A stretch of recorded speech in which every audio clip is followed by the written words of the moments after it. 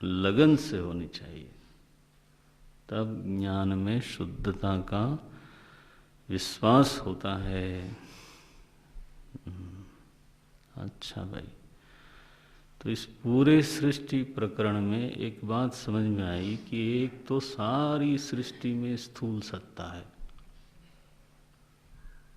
स्थूल स्थूल स्थूल, इंद्रियों से बिल्कुल प्रत्यक्ष दिखाई दे रही है। आंख बंद करके हम कल्पना भी करते हैं कहाँ कहाँ तक स्थूल सत्ता फैली हुई है। ओफो, इतनी बड़ी पृथ्वी, उससे 3 गुना 4 गुना बड़ा समुद्र हो,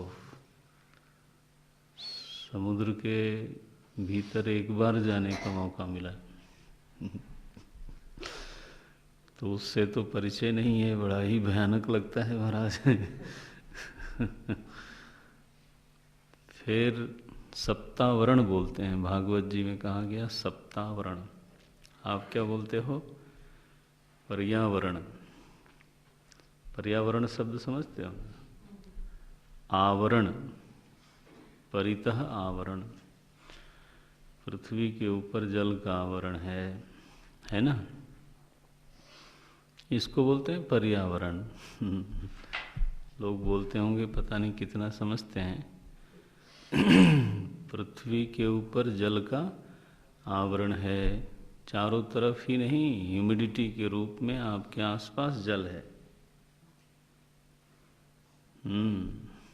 पर्यावरण में जल, जल के ऊपर अग्नि का आवरण है, तापमान है, टेम्परेचर है। थोड़ा कम हो गया आजकल, तो इतनी लबादा पहने हुए सब लोग कि हाथ चलाना मुश्किल हो जाता है वैसे हर जगह बंधे बंधे से रहते हैं। तो देखो अग्नि के ऊपर वायु का आवरण है, गैसेज हैं। उसके ऊपर आकाश का आवरण है,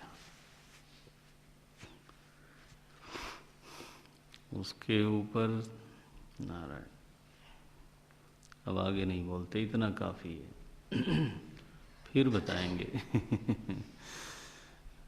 क्योंकि वो फिर दूसरे ग्रंथों का विषय है, अभी तो ये प्रवेश है।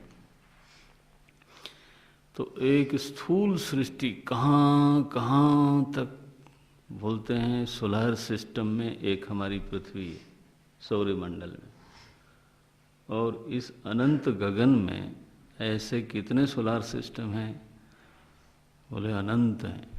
ओफ ओफ, ये जो आकाश गंगा है उसमें कितने कितने सोलर सिस्टम हैं। उफ, तो इतना विशाल अनंत कल्पनातीत विस्तार है जिस स्थूल सृष्टि का, कम से कम उसमें एक लक्षण तो ही है कि वो सारा का सारा स्थूल सृष्टि है। और वेदांत के साधक को कभी नहीं भूलना चाहिए कि ठीक इसके पीछे उतनी ही विस्तृत नारायण क्या है, सूक्ष्म सृष्टि है। वाह,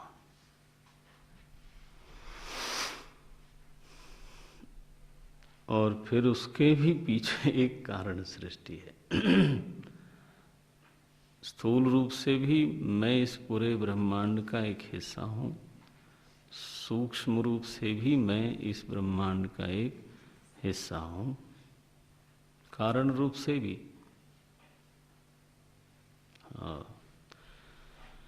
एवं पिंड ब्रह्मांडयोः ऐक्यम संभूतम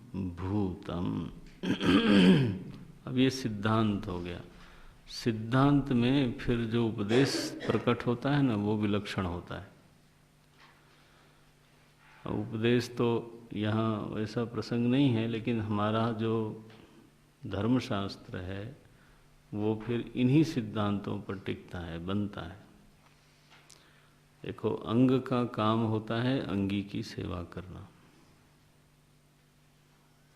क्या हाथ का क्या काम है? हाथ का कर्तव्य क्या है? अब ये उपदेश हो गया, ये सिद्धांत की बजाय सिद्धांत के ऊपर बना हुआ क्या उपदेश है। ये साधना हो गई। इसलिए भक्ति संप्रदाय में जब इस प्रकार की एकता मानी जाती है तब कहा जाता है कि तुम प्रभु के हो, प्रभु के लिए हो। जैसे हाथ किसका है? बोले शरीर का। किसके लिए है? शरीर के लिए। हाथ ये नहीं बोल सकता कि मैं मेरे लिए हूँ, ऐसा नहीं बोले। ऐसा बोले महाराज कटवा दो उसको। हाँ, देखा। और शरीर क्या करता है? बोले हाथ के तो मुंह नहीं है, फिर भी उसको पोषण शक्ति मिलती रहती है। कहाँ से मिलती है? शरीर से मिलती है। उसकी देखभाल हाथ की जो भी करता है वो बाकी का सारा शरीर करता है। आंखें उसकी देखभाल करती हैं, दूसरा हाथ उसकी देखभाल करता है। सारा ही जो शरीर है वो हाथ को पुष्ट करता है, रक्षक है उसका, पोषक है उसका, उसको प्यार करता है। ऐसे ही नारायण, जैसे आप पिंडाभिमानी हो ना, वैसे ही कोई ब्रह्मांडाभिमानी है, उसका नाम प्रभु है, ईश्वर।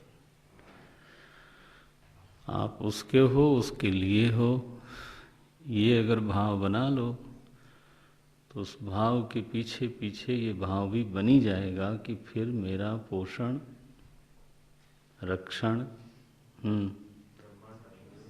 हाँ प्रभु करेंगे, करते ही हैं। ये प्यार भी करते हैं, अपना मानते हैं। तो इस स्तर पे जो एकता सिद्ध होती है, अगर उस एकता में किसी की निष्ठा बन जाए,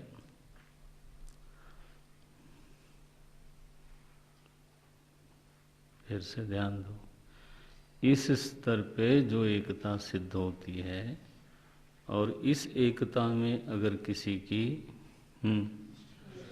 निष्ठा बन जाए तो उसको बोलते हैं भक्ति। वेदांत में भक्ति का यही लक्षण है। इसी को बोलते हैं भक्ति, नहीं अनन्य भक्ति, छोटी मोटी वाली नहीं।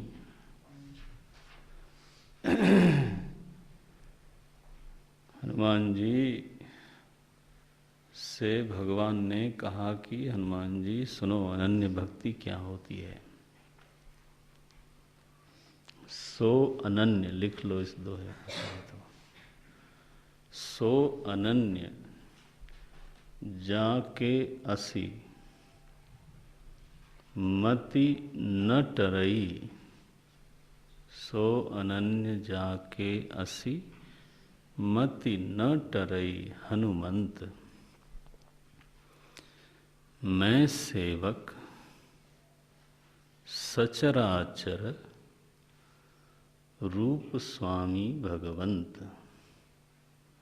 मैं सेवक सचराचर रूप स्वामी भगवंत। देखो ये तुलसी बाबा महाराज बच्चों का खिलौना नहीं है रामचरितमानस। दर्शन का ग्रंथ है, जितना पढ़ो उतना कम। देखो यहाँ पर जो भक्ति है वो बाबा ने कहा मति का नाम भक्ति है। वो आंसू गिरे तो स्वागत है उसका, लेकिन आंसू गिरने का नाम भक्ति नहीं है। क्या बोला उन्होंने?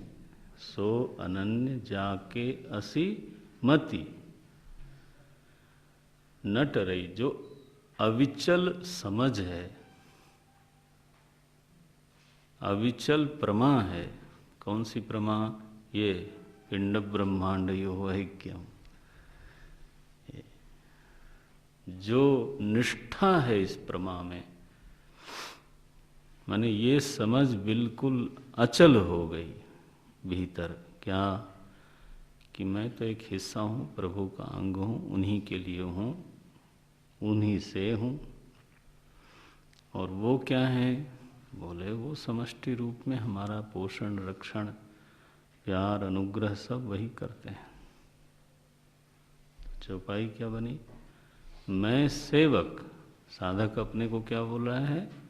मैं सेवक। और बाकी सचराचर रूप स्वामी भगवत। देखो, तो जो शेष जगत है वो जगत नहीं है,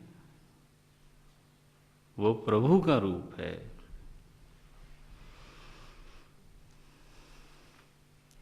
बोले हमारे कुतार्किक लोग कभी कभी बोलते हैं, ये गोस्वामी जी ने लिखा पूरी दुनिया को भगवान का रूप बताया, तो खुद नहीं है दुनिया में क्या?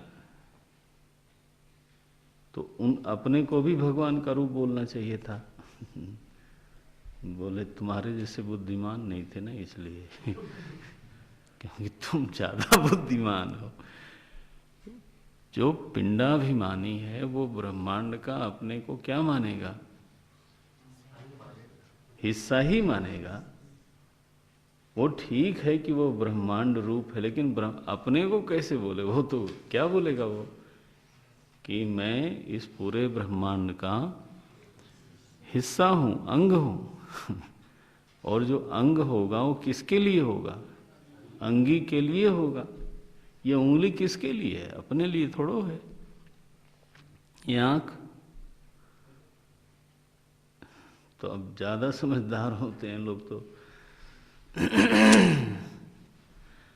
वेदांत ऐसी विद्या है महाराज, जिस स्तर का जो सत्य है उसका आदर करती है। हर जगह हर स्तर पे बिना सोचे विचारे खुराफात नहीं करती। वेदांत के बारे में लोगों को अपनी अपनी समझ होगी तो होने दो। वेदांत विद्या बहुत अद्भुत है। व्यवहार के स्तर पे व्यवहार, उपासना के स्तर पे उपासना, बिल्कुल हर चीज का आदर है।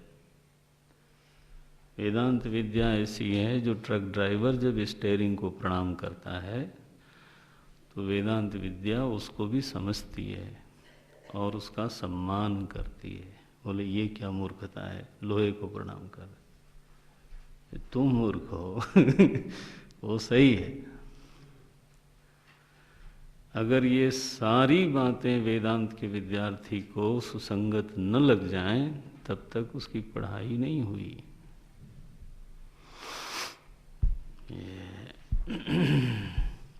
शंकराचार्य जी महाराज अद्वैत निष्ठ हैं और फिर मंदिर पे मंदिर बनाते हैं। बोले ये देखो कंट्रोडिक्शन। फिर शास्त्रार्थ करते हैं, फिर ग्रंथ लेखन करते हैं। देखो, बोले ये कैसे होगा? बोले उसके लिए आपको थोड़ा विधिवत पढ़ना पड़ेगा। अचानक नहीं बता सकते ट्रेन में चलते चलते कैसे हुआ।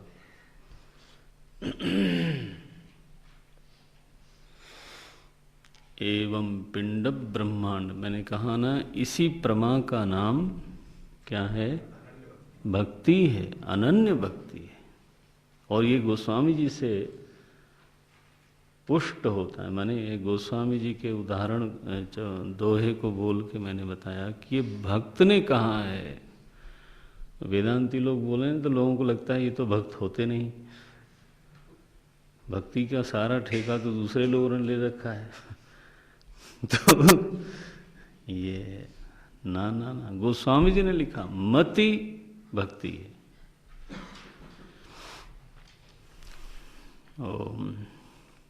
अब बोलते हैं, एक प्रकरण नया आरंभ हो रहा है।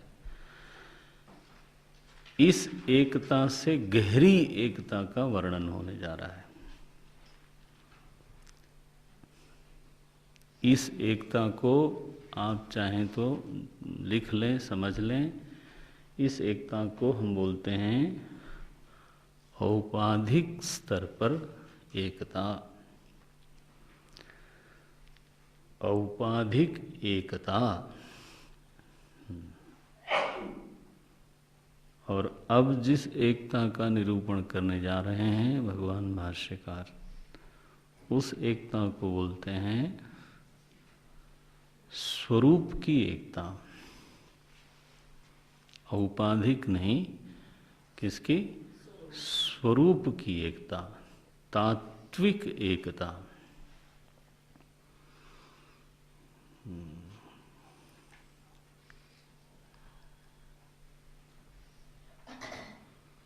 तो दो तरह की एकता बन गई। वेदांत में दो तरह की एकता बनी, एक औपाधिक और एक तात्विक।